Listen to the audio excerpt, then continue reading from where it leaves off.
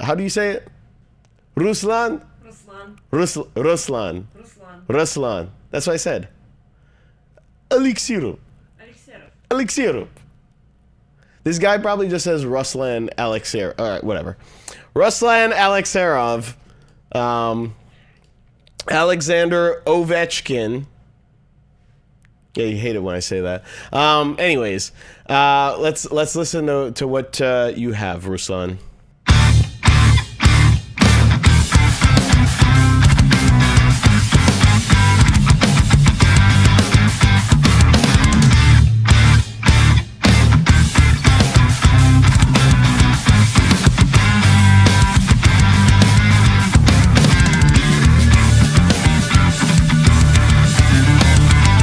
I'm going to stop this right here.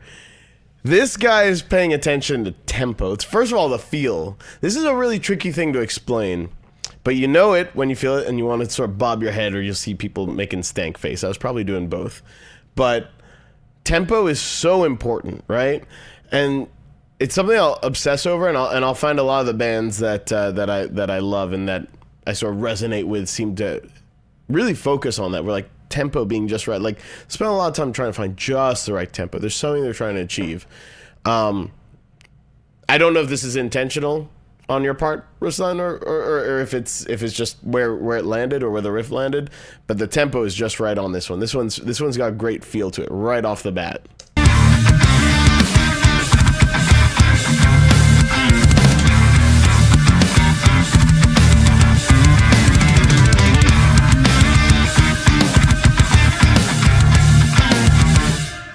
Also, this is a very short clip, but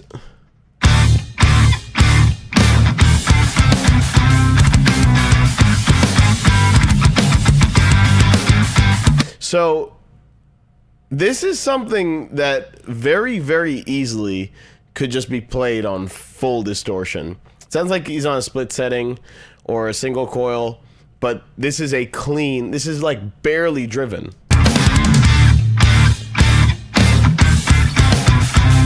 If there's anything, it's basically like a slightly pushed clean channel. Very impressive. You don't really hear a lot of that. It's something that like we'll mess around with sometimes, and I'll play around with, but it's tough to pull off. It's tough to pull off effectively, and a lot of times these kinds of riffs will be more effective or sound better with distortion. So it's a bit of a flex.